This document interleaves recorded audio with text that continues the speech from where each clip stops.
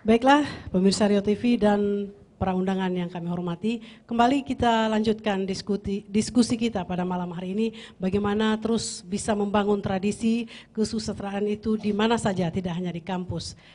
Baik, kita kembali Pak Marhalim. Ya, terima kasih. Ini tadi saya mungkin merespon dari Pak Gafar sama Bang Denny. Jadi pertanyaan saya itu, saya justru bertanya gitu,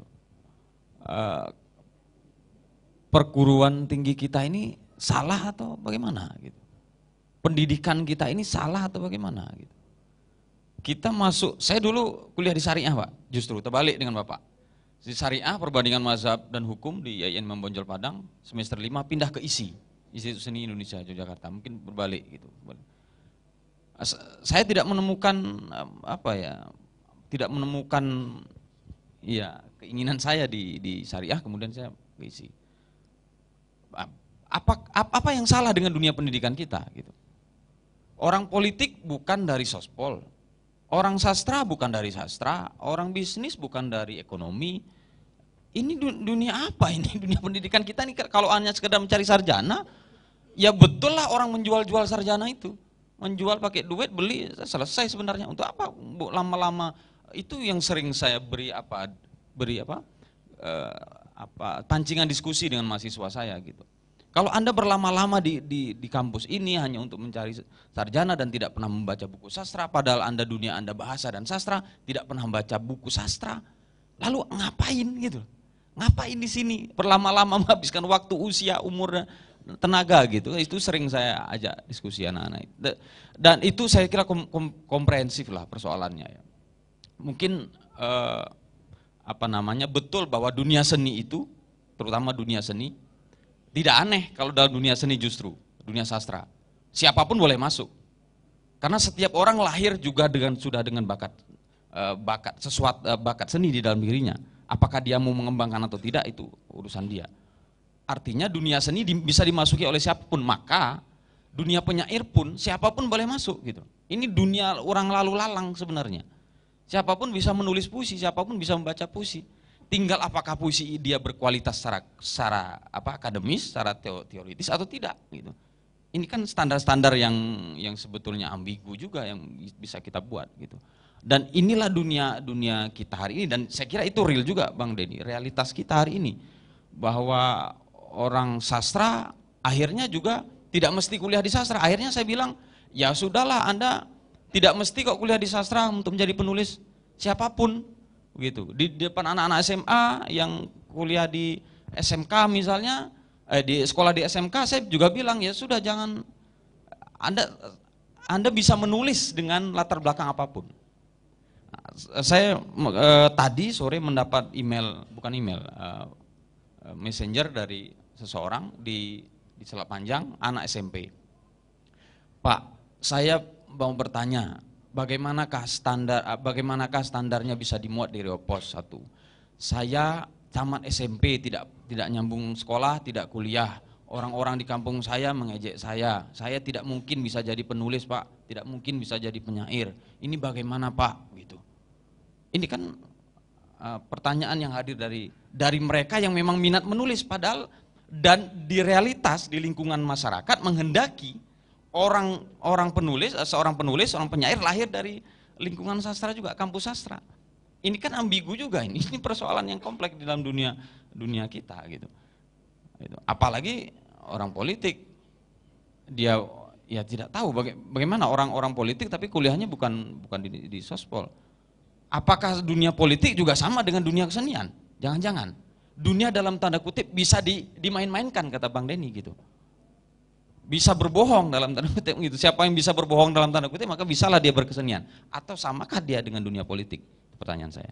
Oke, baik. Mungkin Pak Hari ada yang ingin ditangkapi dari dua orang tadi?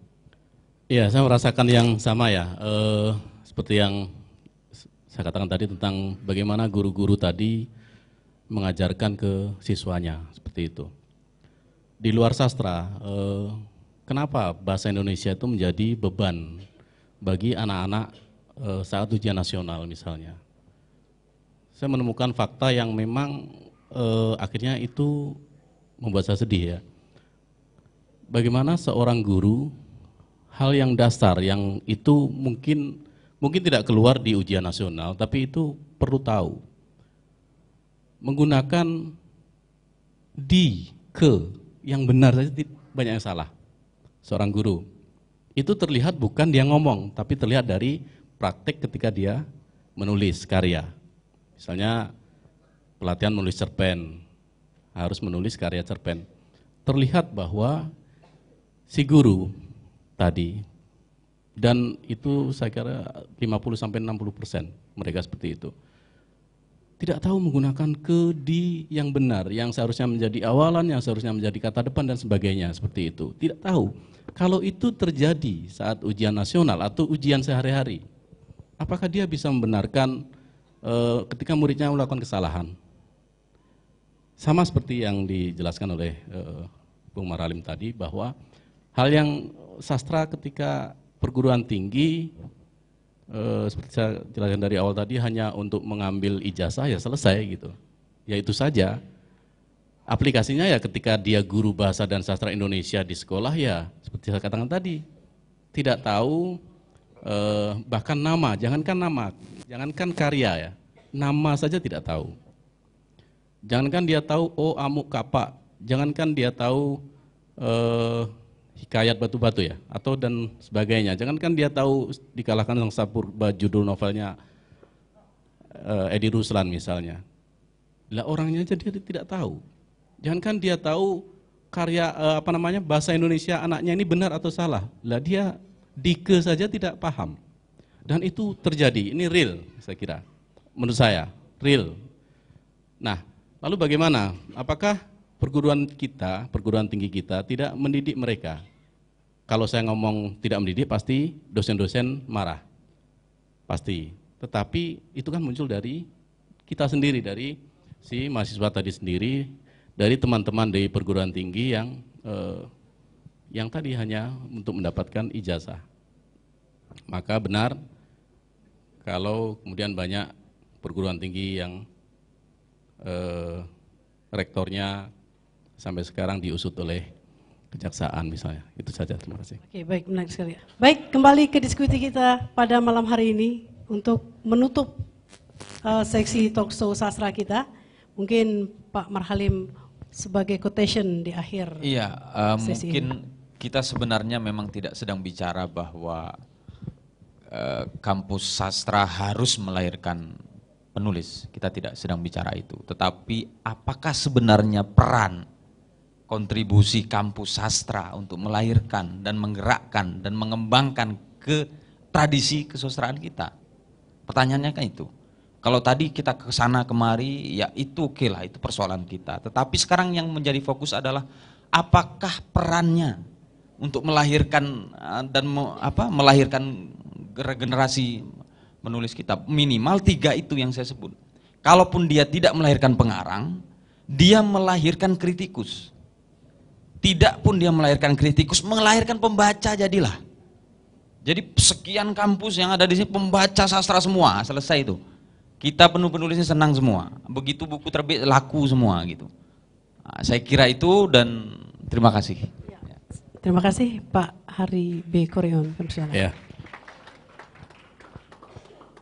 Kenapa pengarang, kenapa sastrawan sampai hari ini dikatakan Bang Denny tadi tidak memberikan kontribusi dalam bidang ekonomi untuk dirinya sendiri? Ya karena pembacanya yang tadi, yang tidak terbentuk. Mungkin ya ada pembaca yang ratusan ribu bahkan jutaan dari Habibur Rahman ya, dari Ayu Utami dan sebagainya, tetapi itu hanya 4 atau 5 orang. Menurut saya apa yang dikatakan oleh Mursal Esten tadi perlu kita garis bawahi. Satu, tentang perlunya kantong-kantong budaya. Kalau di Riau, di Pekanbaru, di mana. Yang kedua adalah membangun tradisi untuk membaca tadi. Ya, itu bisa dilakukan oleh perguruan tinggi, oleh sekolah misalnya. Kalau karya misalnya karya masterpiece dari Edi Ruslan ya, dikalahkan sang Sapurba misalnya, novel yang menang di DKJ nomor 2 tahun 98 itu, misalnya dicetak ulang, misalnya ada political will dari pemerintah Riau misalnya mencetak ulang, kemudian entah diproyekkan entah gimana dibagikan kepada sekolah-sekolah misalnya, seperti itu. Harus ada cara-cara seperti itu dilakukan untuk menumbuhkan minat baca bagi kalangan siswa atau mahasiswa. Karena sebetulnya kan uang di Riau ini banyak kata orang, itu perlu dilakukan. Kemudian menumbuhkan bacaan tadi itu harus dilakukan oleh siapapun yang menjadi orang yang di atasnya, misalnya sekolah guru harus menumbuhkannya, kalau di perguruan tinggi dosen harus menumbuhkannya. Harus ada batasan seperti yang dilakukan di Eropa dan Amerika misalnya, atau di Malaysia lah yang lebih dekat. Kalau ingin lulus mata kuliah saya, kamu harus baca sekian novel, sekian buku puisi, sekian cerpen dan sebagainya. Harus ada keinginan seperti itu, meskipun sulit mungkin. Saya kira itu yang menjadi catatan saya pada malam ini, dan saya yakin perguruan tinggi penting bagi perkembangan sastra, terutama meskipun yang lahir di sana tidak sastrawan, barangkali adalah orang yang bisa menggerakkan karya sastra itu mau kemana, menunjukkan ini loh yang perlu dilakukan. Kalau tanpa itu saya kira cita-cita tentang mazhab Riau dalam sastra Indonesia itu tidak akan muncul.